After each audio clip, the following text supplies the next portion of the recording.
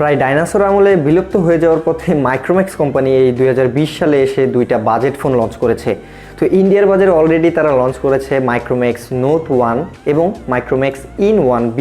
তো এই দুইটা ফোনের মধ্যে আজকে কথা বলবো মাইক্রোম্যাক্স ইন 1B এই ফোনটার সম্পর্কে, যার মধ্যে দুর্দান্ত করে একটা স্পেসিফিকেশন দিয়েছে এবং ভালো একটা প্রাইসের মধ্যে লঞ্চ করেছে। অর্থাৎ আপনারা বাংলাদেশের বাজারে এই ফোনটা 10,000 টাকা দামের মধ্যেই কিন্তু পেয়ে যাবেন। তো এই ফোনটার মধ্যে কী কী দিয়েছে, 10,000 টাকা দামের এই ফোনটার কেমন হবে, ভালো হবে কিনা নিলে, বা বাংলাদেশে কবে নাগাদ আসতে পারে এই ফোনটা, তো সব কিছু বলবো এই ভিডিওতে।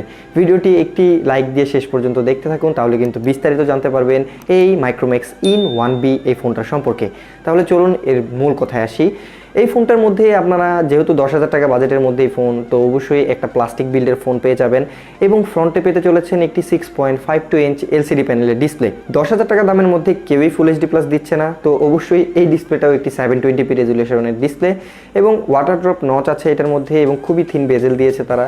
এটার মধ্যে একটি 8 মেগাপিক্সেলের সেলফি শুটার ক্যামেরা পেয়ে যাবেন ফ্রন্টে। এবং এর যদি পেছনের ক্যামেরা নিয়ে কথা বলি, এর পেছনে পাবেন দুইটা ক্যামেরা, যার মেন ক্যামেরাটা 13 মেগাপিক্সেলের এবং একটি 2 মেগাপিক্সেলের একটি ডেপথ সেন্সর পেতে চলেছেন। এছাড়াও একটা ডিমান্ডেবল জিনিস এটার মধ্যে দিয়েছে যা আমার কাছে খুবই ভালো লেগেছে। 10,000 টাকার রেঞ্জের মধ্যে সবচাইতে চাহিদা থাকে মানুষের, পেছনে একটা ফিজিক্যাল ফিঙ্গারপ্রিন্ট স্ক্যানার থাকবে, যা এই ফোনটার মধ্যে দিয়েছে মাইক্রোম্যাক্স কোম্পানি। তো অবশ্যই এই ফোনটার পেছনে একটি ফিজিক্যাল ফিঙ্গারপ্রিন্ট স্ক্যানার পেয়ে যাবেন।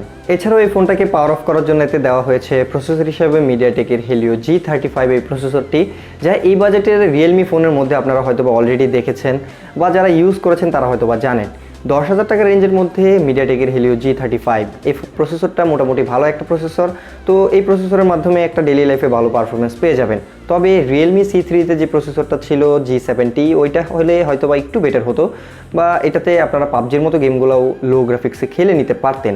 তবে G35টা এটার মধ্যে একটু হয়তো বা কষ্ট হবে গ্রাফিক্সের গেমগুলো খেলতে গেলে। যাই হোক, 10,000 টাকা বাজেটে অত আশা করা ঠিক না। এছাড়াও যদি আমি কথা বলি, এই ফোনটার মধ্যে কিন্তু আপনার প্রসেসরের পাশাপাশি 2GB র্যাম 32GB রোম পেয়ে যাবেন এবং 4GB র্যাম 64GB রোমের দুইটা আলাদা আর কি ভেরিয়েন্ট পাবেন। 3.5mm হেডফোন জ্যাক রয়েছে, তো অবশ্যই হেডফোন ব্যবহার করতে পারবেন। এছাড়াও এটার মধ্যে কিন্তু দিয়েছে তারা 5000 mAh একটা ব্যাটারি। 5000 mAh ব্যাটারি দেওয়াটা খুবই খুশির একটা বিষয়। তবে একটা দুঃখজনক বিষয় হচ্ছে গিয়ে এটার মধ্যে কোনো প্রকারের ফাস্ট চার্জিং সাপোর্ট থাকছে না, বা এটার বক্সে কোনো ফাস্ট চার্জারও থাকছে না।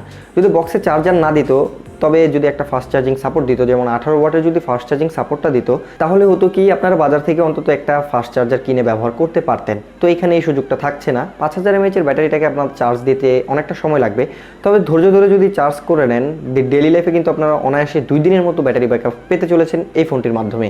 এছাড়াও এই ফোনটি রান করবে অ্যান্ড্রয়েড 10-এ, যেটা স্টক রোমে রান করবে। এখানে কোনো প্রকারের ইউআই থাকছে না বা তাদের নিজস্ব কোনো কাস্টম ইউআই থাকছে না, যা থেকে আপনারা অনেকটাই বেটার একটা এক্সপিরিয়েন্স পেয়ে যাবেন বা স্টক রোমের যে মজাটা ওইটা নিতে পারবেন। এখানে কোনো এক্সট্রা অ্যাড থাকবে না, বা শাওমি রিয়েলমির মতো এখানে কোনো গ্যাঞ্জাম থাকতেছে না, ব্লোটওয়্যার থাকতেছে না। তো যাই হোক, এখানে একদম একটা ফ্রি বা একদম একটা স্মুথ এক্সপিরিয়েন্স পেয়ে যাবেন। গুগলের যে স্টক রুমটা রয়েছে ওইটার মজাটা নিতে পারবেন, যার ফলে কিন্তু ফোনটাও একটু ভালো রান করবে বা এই ফোনটার একটা স্পিডও ভালো থাকবে। আর এই ফোনটার মধ্যে সব ধরনের সেন্সর রয়েছে, এক্সট্রা মেমোরি কার্ড লাগানোর সুবিধা রয়েছে, তো কোনো সমস্যা নেই। তবে যদি আমি দাম সম্পর্কে আলোচনা করি, ইন্ডিয়ার বাজারে এই ফোনটার যে দুইটা ভেরিয়েন্ট, এর মধ্যে যে 2GB 32GB ভেরিয়েন্টটা রয়েছে ওইটা লঞ্চ করেছে 6,999 রুপিতে, ইন্ডিয়া থেকে কিনতে পারবেন। আর যেটার আরেকটা variant 4GB RAM 64GB Rome, ওইটা আপনার লঞ্চ করেছে 7,999 রুপিতে। তো বাংলাদেশে যখন আসবে এই ফোনটি 2GB 32GB ভেরিয়েন্টটি হয়তো বা 10,000 টাকার মধ্যে পেয়ে যাবেন এবং 464GB ভেরিয়েন্টটি 11 থেকে 12,000 টাকার মধ্যে হয়তো বা পেয়ে যাবেন।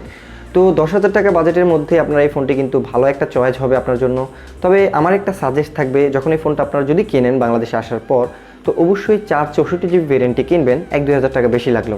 তার কারণ হচ্ছে এইসব বাজেট ফোনের মধ্যে প্রসেসরটা অতটাও পাওয়ারফুল হয় না, যার বিধায় র্যামটা একটু বেশি থাকলে, রোমটা একটু বেশি থাকলে কি হবে, আপনি ডেইলি লাইফে পারফরমেন্সটা বেটার পাবেন এবং ইন ফিউচারেও আপনি একটু বেটার স্পিড পাবেন ফোন থেকে, কারণ র্যাম বেশি থাকলে ফোনটা একটু ভালো পারফরমেন্স করে।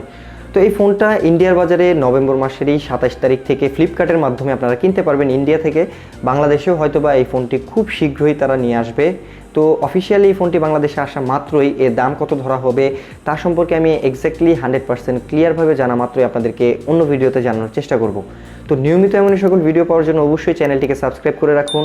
আর এই ফোনটির সম্পর্কে আপনার কি মতামত অবশ্যই ভিডিওর কমেন্টে জানাতে ভুলবেন না। আপনার মূল্যবান কমেন্টের রিপ্লাই আমি দেবো, নো প্রবলেম। এছাড়াও ভিডিওটি ভালো লাগলে লাইক দিতে ভুলবেন না, শেয়ার করতে ভুলবেন না আপনার ফেসবুক অ্যাকাউন্টে। তো আজকের মতো এই পর্যন্তই, আবারও হাজির হব নতুন কোনো স্মার্টফোন সম্পর্কিত ভিডিওতে। Goodbye. See you in the next one.